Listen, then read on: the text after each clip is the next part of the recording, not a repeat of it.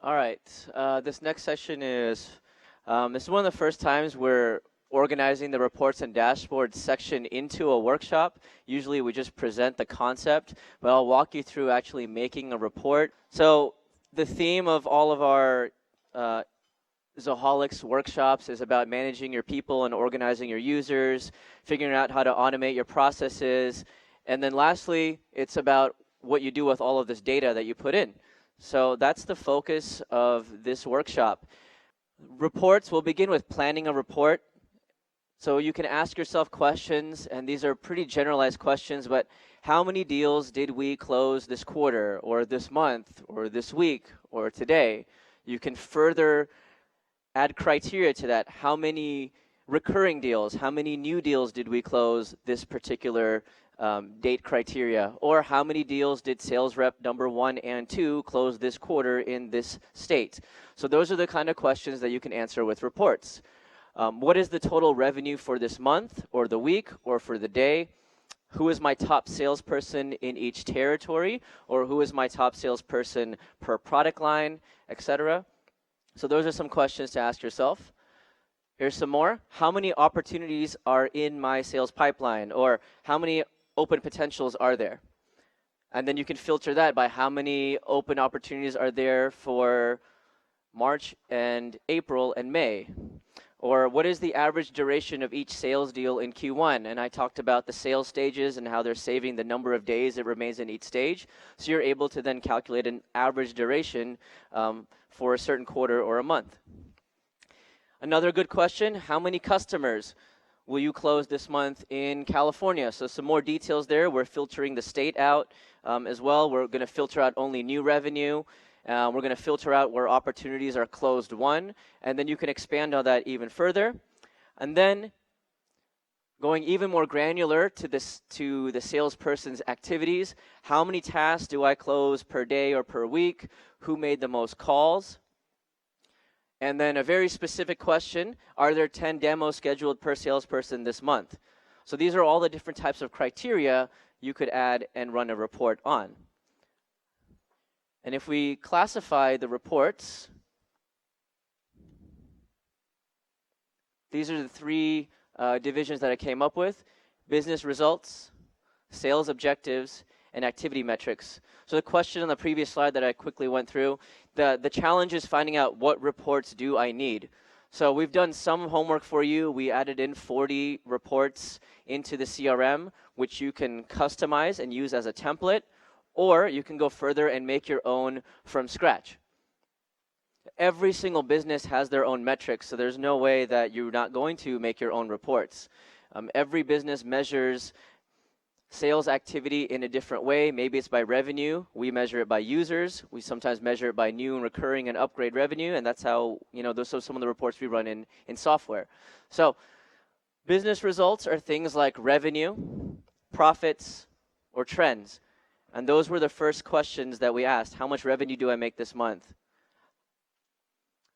How many deals did we close? Who is the best salesperson? So those are all business results.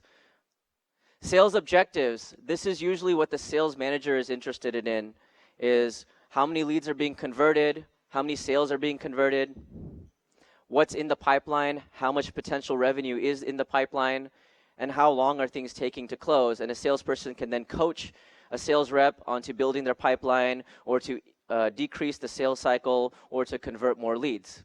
And then lastly is your activity metrics. If you ever worked in a call center, these are the things that they watch out for all the time. How many calls did you make? How long was the call? Et cetera, et cetera. You might not want to make it that granular for your company, but it's a good way just to see who's performing well and what they're doing to perform at that level. So as a sales manager, I'm not looking at how many tasks someone does per day. I'm actually seeing what their movement in their pipeline is. But if someone is not doing very well, then I'm going to go look at the activity report and measure that against someone who is doing really well, and then try to figure out what the reason is this person is not performing well. So business results, CEO, executives, they're only caring about the money. Sales objectives, your coaches, your sales managers, and then on the sales rep level, looking at their day-to-day activities. So these are types of reports that you could run in the CRM. So salesperson's performance, it's blue, so it fits under business results. This is what's called a summary report. It's telling you who has the most deals closed in the potential section.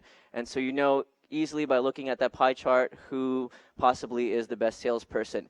This is a pre-built report. Maybe it's me, I'm not really sure. But this is a pre-built report, so anyone can go under standard reports and just run that report. It's going to look at your potentials, figure out what's closed, and we'll let you know who has the most revenue. Here's another business results report. Leads by source. You want to know where all your leads are coming in. This is a pre-existing drop-down in the CRM, so you can quickly see by clicking on leads by source where your leads are coming from, and then choose the type of chart that you want to see. Now, sales objectives reports. Pipeline by probability is built in. This is just taking the percentage to close that you've assigned per stage and putting it into a sales funnel, which is a very traditional way to look at your pipeline. Here's another sales objective report. This is a matrix report. So notice you're not seeing a chart this time, you're just seeing totals. So you're cross-referencing data against the closing date and against the deal owner, and you just want to know the number of days. And so the months that did have deals, it's calculating the sales duration for you and then has an average at the very end. And then here is what we call a tabular report, a list of today's calls, and this is an activity report. You can kind of see my personality through these reports. I like The Big Bang Theory. I really like Harry Potter, and Parks and Rec is a really cool show. All right, so these are the tasks that we're going to go through. Some of you may have already made a bunch of reports, but I'm going to lead you through running a pre-built report, how to export that particular report into an Excel format, which is a very popular way to then analyze the data or send it to people. Pre-scheduling the report. This way, the system will send you the report. Automatically in Excel format, so you don't have to continuously hit the export button. And then, if you've been doing all the workshops up till this point, you've at some point converted a lead, and so you should have a lead in there with an open potential. So we're going to make a report referencing that data, and then we'll add it to a dashboard. So running a report. So to run a report, you can go to the reports module, and the one we're going to pick is in the leads report folder. So when you're in the reports module, all of those sections below, we call them folders in the CRM. That's one of our terminologies. And then we'll pick the report called converted leads. All right, so this is what the report will look like. This is what's called a tabular report. It's just simply a list of all of your converted leads. So let's build this together. So in the CRM, I'm in the Reports tab. Scroll down to Lead Reports and click on Converted Leads. Right, so here is my list of converted leads. All right, so we'll just stop right there, and everyone should have a converted leads report. All right, let's do some other functions here. We'll export this report. Let's say one of your managers wants to look at it, or you want to do some kind of calculation in Excel. How do you remove it from the system? You can hit the export button and export to Excel or CSV or PDF format. So most commonly, people are going to export to an Excel format. If you want to print, you can add it as a PDF, and then you can send it or have it saved on your computer. All right, so all you have to do is on the top left, click the export button, choose the export type, and then open the report in whatever other application you want. In this case, we'll use Excel. We've stressed automation throughout all these different workshops, so you can automate your reports as well by pre-scheduling them, and they'll automatically send as Excel files. So let's pick this same report we were working on, and you can click on Report Scheduler. And then click on New Report Schedule. And then you can name all of your different schedules. And once you name the schedule, you can choose, I'm the administrator here. Our same favorite characters are also my users and my customers, which is kind of weird. But you can choose who the email comes from. and then who the report will go to. So let's select the same report again, which is converted leads, which is under the lead reports folder. If you're implementing the CRM, you can leave all of these report schedulers inactive till you're ready to turn them all on. And then you choose a start time. So we can start that today or tomorrow. Let's pick tomorrow at 8 a.m. And then you can choose a way for it to repeat. So if you have salespeople asking for reports all of the time, then go ahead and schedule it so they leave you alone. And just let them know that it's scheduled. You'll get it the exact same time on a certain schedule every single day or week, etc. That way, you can hide the reports module completely, and then you don't have to worry about them making their own reports or looking at dashboards, and you can keep that only to the management. If you allow the reports module to be shared between the reps, in the profiles you can turn off the customization where they would only see a view-only format. But to prevent all that craziness, just go ahead and schedule the reports, and they'll always have them ready to open. Okay, let's move on. Talk about custom reports. So the first challenge is figuring out how you want the data to look, and you're going to be given 3 options: tabular, summary, and matrix. So let's break each one down. What is a tabular report? A tabular report is basically a spreadsheet or a listing of records. There's no grouping, there's no formatting, it's simply just a list. I showed you earlier today's calls. It's not dividing the calls out per rep or how many are inbound or outbound. It's simply giving you a list of every single call for the day. These are very, very simple reports, and all you can do at the very bottom is view the total. So today's calls, I can see there were 60 calls made today. So that's the tabular report. The key word to remember there is listing.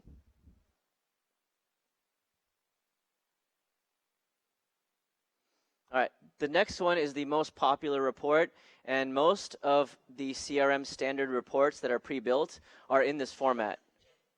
This is the only format that will allow you to create a chart for the dashboard. A matrix will not create a chart, a tabular will not create a chart. So this will probably become your favorite type of report as well. And in this case, the information can be categorized. So when I said revenue in a tabular format, it's just going to show a list of deals. But when I categorize it, I can say revenue per month, and it will split it per month, and I can make a bar chart.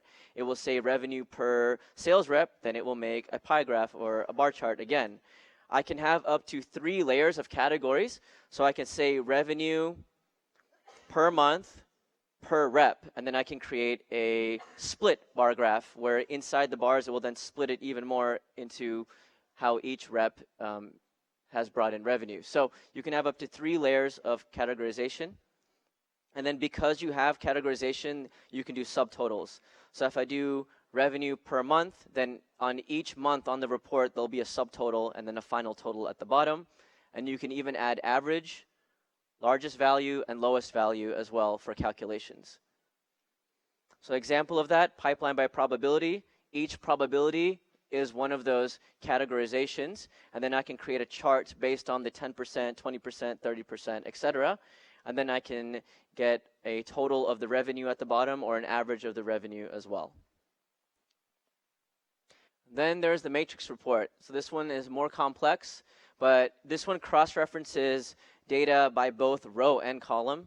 So there's going to be a division of how the horizontal columns will show up. It's not allowing you to pick a field for each column. It's letting you choose one field and then splitting that field up across that column.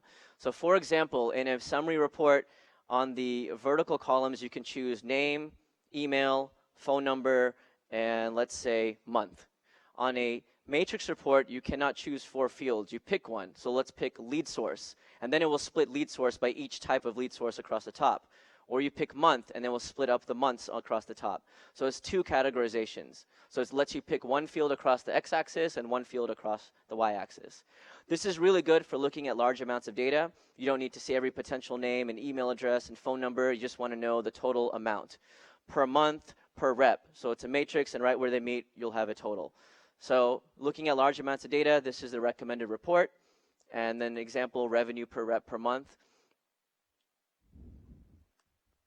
All right, so Again, our 3 types of reports to choose from: tabular, summary, and matrix. If you want a one-word definition, listing, synthesis, and cross-reference, we could call them that, I guess, as well if we decided to update the names, but try to make it simple where you could figure out a synonym for what you're trying to look at. So most of you, again, will probably go with a summary report because it lets you make the chart. So the first step is choosing modules. So you have to figure out your main module and related modules in a technical way that's saying what is your main table and which tables are you going to join it with. You have a limit of choosing 1 main module and up to 3 related modules. If you need more than that, then Zoho Reports will be what you need in order to make a more complex report. So this is very, very simplified. If you have custom modules, they will appear here as well. Along with tasks, events, and calls will appear separately, and they're not all grouped together as activities. So you get a little bit more flexibility on that. So if I choose an accounts module and then choose contacts, how is that different from choosing contacts and then choosing accounts? But in our criteria, you could actually pull fields from both modules either way. So you could filter out the contacts and the accounts whether or not you choose which one as the primary or secondary. There's one thing that happens on the report. So on the report, it's mostly text, but some of the text is in blue. So the one that's in blue is your main module. So if you have an accounts contacts report, the accounts will have the blue text so that you could click on it, it'll take you to the account. If you want a contacts accounts report, it'll be the exact opposite. The accounts will be text, the contacts will be blue, and you can click on the contact and go to the contact page. So that's exactly what's happening. So you could choose either one. It just depends how you want the links to work. So let's go with accounts, and I can hold down Shift or Command on the Mac or Control on the PC, and I can choose more modules to relate it to. On the new UI, you don't have to do all that. Just hit the checkbox for your modules. All right, then we will have to choose the type of report. There are some confusing definitions there. I really like mine a lot better. So if you wrote it down, don't write this down. Keep my definitions, because this one says the word summary in the definition of a summary report, and that doesn't make any sense. So categorization. Notice when I clicked on summary, what happened? The columns changed at the tabs changed. So tabular, I went to summary, and then boom, now it has grouping. If I add to matrix, again, things change, because on the grouping for a matrix report, it's 1 field here and 1 field here. You don't have the ability to choose all of the other fields. In a summary report, you'll have the ability to choose all of your fields. Since I chose accounts, contacts, and potentials, I can choose every single field from all of those modules.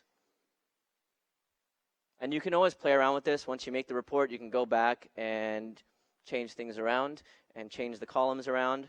Let's say we want the account name. We want the contact. So there is first and last name, but there's also full name. So it might be easier just to do that. Let's say we want to pick up the phone number. And then from the potential, we want the amount and maybe the closing date, and whatever other information you want. Maybe I decided I want email. I can add the email, and then I want email next to the name, so I can move it up.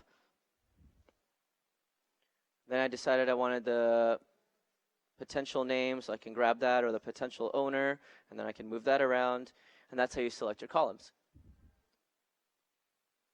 All right, now the grouping. So the grouping is going to affect, let's just pick bar graph. So it's going to affect how the bar graph looks across the x-axis. So if I group it by, let's pick contact owner, the x-axis of your bar graph, so every single color on there will be a different salesperson based on the ownership of the contact. Or we can do it by account owner. Now you can add a second grouping, because you can do those split bar graphs. So inside the bar, there's another split in the middle. So you can then group it even more by like industry, for example. And then you can sort it ascending or descending, which is the alphabetical order. If you want more options than this, the answer is Zoho Reports. In Zoho Reports, you can have more types of not only summarization, but you can add calculations to it, and you can then besides ascending and descending, you could actually customize the exact order of how those things appear and change the font and the size and the way the legend looks and all that. So that's where all that comes from, is on Zoho Reports. Next thing, columns to total. Every single number field, so whether it's an integer field, if it's a currency field, any field that's classified as numbers, it will show up here automatically for you based on the modules you picked. And you can do sum, average, lowest, or largest value. And yes, you can pick all 4 of them, and it will distinguish which one's which. So you're not having just to pick one. Remember, on this report, there's subtotals. So if I choose potential amount and I grouped it by account owner, then there'll be a subtotal for each account owner as well. Then we come to the criteria. So you have standard filters, which should be just called date filters in my opinion, and then advanced filters, which is just the rest of the filters. So again, the system is going to check the modules that you are choosing originally and figuring out what all the date fields are. So date of birth, for example, is a date field that you can create. It would show up here. So there's modified time, created time, and activity time on every single module. Created time is the time that you make that record. The modified time is when you change the fields of that record. The last activity time will include the fields and the notes as well, and the activities that were added. So it's even more information of the last true activity. But it also includes the field changes. So those will be there all the time. And then in potentials, there's the closing date. So we can just pick one of these closing dates, or we can do a custom closing date. So I can just say current fiscal year, and it fills it in for me, or I can pick a custom date and time. There's some extra ones here that you may have not seen. So like due in days, age in days. So those are some extra date filters that are a little different from just choosing a start and end date. So age in days is pretty cool. You can see how long a lead has been sitting there. It'll just give you that calculation. All right, then you have advanced filters. Advanced filters you can add here, and then you can put and, or. And if you remember good old PEMDAS from I think middle school, maybe elementary school, it's going to use the parentheses that are inside first. So if you don't like the way that it generates it, no problem. You can change it yourself, and you can override everything. So whatever you want to put on there, you can override the pattern. So if you messed up and you don't want to reorder this all over again, that's fine. Edit the pattern and just redo it manually. So let's say I want to filter out the owner, but only certain people. So I could say is, and then I'll get the list of all the users. Or I can just say myself. So let's pick another field. Let's say we want to do number. If you pick a number field, you get different criteria. You get does not equal to, greater than or less than, is empty, is not empty. So depending on the field type, let's choose a pick list. In a pick list, the options will actually show up, and you don't have to write them down. So what's the difference? Let's go back and pick a text field. What's the difference between is and contains? So is a direct match. So it has to have the same capitalization, the same spacing. Contains, it doesn't matter. So if you put capital R Ricky on is, then it would only find that exact match. But if you put it on contains, it would find even any cases where it's lowercase. It would even find the word Rick, because if that's a first name, this would also include Ricky, because it could be two people's names, Rick and Ricky. So it's going to find all of that. I like to use contains because our sales guys always change things around how they want to type. One day they feel like all caps, next day they don't feel like it, so I have to use contains. So how do you combat that? You use more pick lists. All right. Next thing, contains, you can also do this. You can do that, and it will find both. So you can use commas, you can put spaces. It doesn't really matter if you do spaces or not. And that's how you can add more and more options to the same filter. And then and or. So let's remove all this, make it super simple. All right, we'll just leave it as closing date for this year. I hit save. Now there's a pop-up. It's going to let me name the report. On the new UI, you don't have to do that. On the very bottom, you can just name the report and hit save. You cannot run the report till you save it somewhere.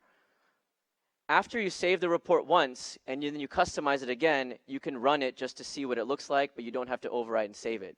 Or you can save as and make a copy of it. All right, so you'll see another option once this report is saved. If you just want to see, what if I did this? I want to run it. And then if you like it, then you can hit save. So that way it won't overwrite your original report. And then you have to choose a folder. Folders have sharing privileges. So we learned about sharing between users, between groups, between roles, between territories. All of these folders are default as public folders.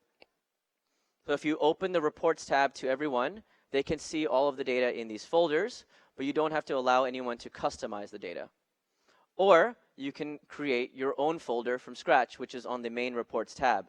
And then inside there, you can say you want it to be private or public or shared to only a certain group, etc.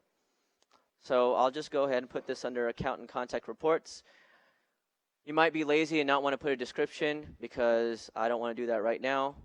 You know, don't be that guy or girl, because what will happen is once you have 30, 40 reports in there, you will have no idea what they do. So go ahead and spend the extra 30 seconds and put a description. Sometimes it's even nice to put that so you know what type of report it is. You might make the same report as a summary and a matrix. Sometimes I do that to just see the sales numbers, so that way I can know which one is which.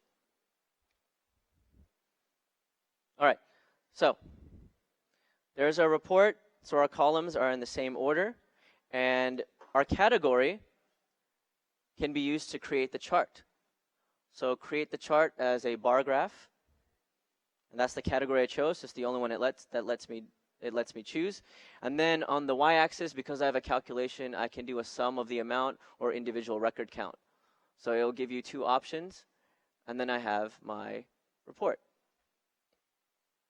All right, now if you want to change the way this axis is split, like you want to do it by thousands instead, then you'll need Zoho Reports to do that. This is automatically calculated.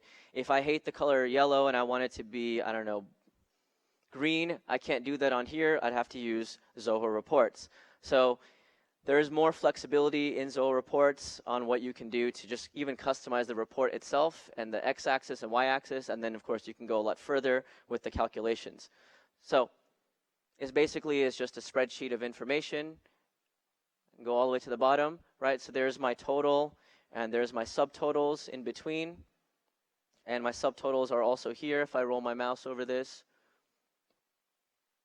Who's winning here? 63,000.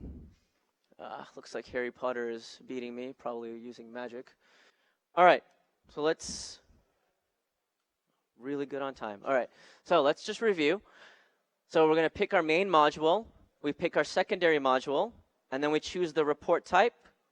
If you choose a summary report, you can choose your columns.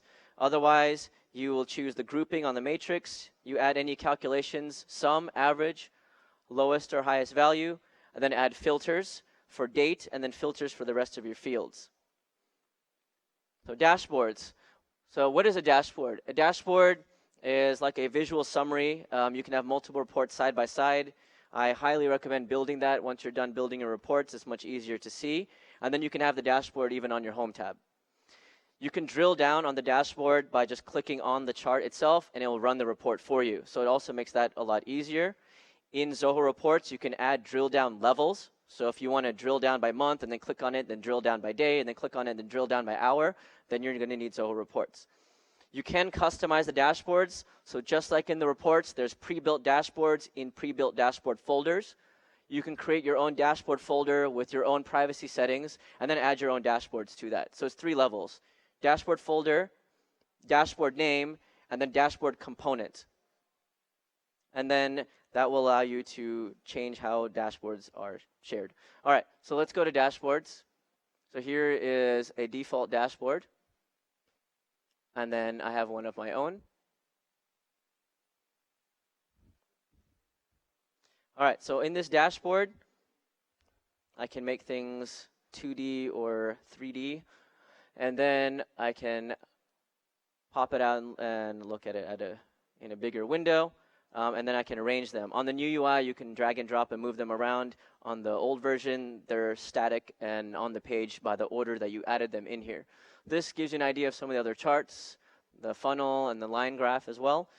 So we can add a component to my custom dashboard, or I can make my own dashboard from scratch. So let's go to the dashboard list. Those are all the public folders. And here's my custom folder. In my custom folder, I'm able to change any of the information. And if I click on it here, it will take me right to that. So if you want to create your own, let's go to dashboard list here and create a new folder. If you create a new dashboard, you have to put it in one of the existing folders, right? So let's create a dashboard, and I can put it into the public dashboard or my dashboard folder, which already exists. So here we go. So now under the my dashboard, I have managers and demo dashboard. So here are two dashboards, and this one is going to be blank. And then we can add a component. And we can add the component as a chart, which is the visual graph, or as a table. The table will allow for 2 columns from your report. So you can have on one side maybe the table with the actual data, and on the other side maybe a bar graph with just the visual. So you have options to do side by side or choose one or the other. Let's just go ahead and go with the chart. I can name the component, and then I can choose my report. So you want to make sure all those reports are done already. And then I can go and find my report. I don't remember what I called it, so hold on. I called it demo report. Well, that's pretty confusing. Let me rename that.